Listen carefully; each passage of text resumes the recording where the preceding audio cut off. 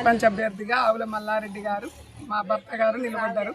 గ్రామ అభివృద్ధికి తప్పకుండా మా సహాయ సహకారాలు అందిస్తూ మీకు అండదండగా మేము ప్రతి నిత్యం మీ అండదండలు కోరుకుంటూ మీ బాధ్యతలు స్వీకరించి దండగా ఉండి భాస్కర్రావు ద్వారా వచ్చే నిధులని మీ అందరికీ చేకూర్చి గ్రామాన్ని అభివృద్ధి చేసే బాధ్యత ఈ రోజు నుంచి నన్ను గెలిపిస్తే నాడు మీ అందరి బాధ్యత నాకు స్వీకరిస్తున్నాను.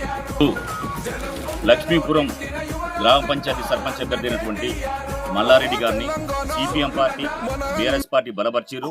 కాబట్టి ప్రజల్లోకి వచ్చి సేవ చేయాలని దృక్పథంతో మల్లారెడ్డి గారు ఉంగరం గుర్తు కూడా వచ్చింది. ఆ దృక్పథంతో ప్రజలకు గ్రామ పంచాయతీ ప్రజలకు తన మేరకు సేవ చేయాలని దృక్పథంతో రాజకీయాలకు వచ్చాడు.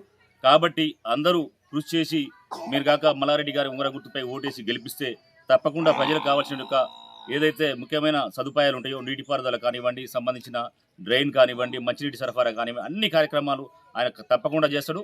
ఆ సేవా దృక్పథం ఆయనకు ఉంది. కాబట్టి మీరందరూ ఓటు వేసి తప్పకుండా గెలిపించాలని 14వ తారీఖు నాడు జరగబోయే ఎన్నికల్లో మీరందరూ పాల్గొని ఎక్కడ దూర ప్రాంతాల్లో కానివ్వండి మనకు కానివ్వండి నూతన యువత కూడా పాల్గొని తప్పకుండా నూతనంగా రాజకీయాల్లోకి వచ్చినటువంటి యొక్క మన మల్లారెడ్డి గారిని కూడా నూతన ఒడవడి సృష్టించే విధంగా మీరు గెలిపిస్తే తప్పకుండా ప్రజలకు అందుబాటులో ఉండి అన్ని సమస్యలు తీరుస్తారని తెలియజేసుకుంటున్నాను.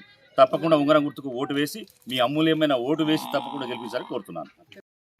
లక్ష్మీపురం గ్రామ పంచాయతీ అభ్యర్థిగా టీఆర్ఎస్ అభ్యర్థిగా పోటీ చేస్తున్నాను. సర్పంచ్ అభ్యర్థిగా పోటీ చేస్తున్నాను. నా గుర్తు ఉంగరం గుర్తు వచ్చింది. ఉంగరం గుర్తుకు ఓటేసి అత్యధిక మెజార్టీతో గెలిపించవలసిందిగా కోరుతున్నాను. ఇంతకుముందు గత ప్రభుత్వంలో ఇంతకుముందు సీసీ రోడ్లు కానీ ఇప్పుడు గ్రామ పంచాయతీ భవనం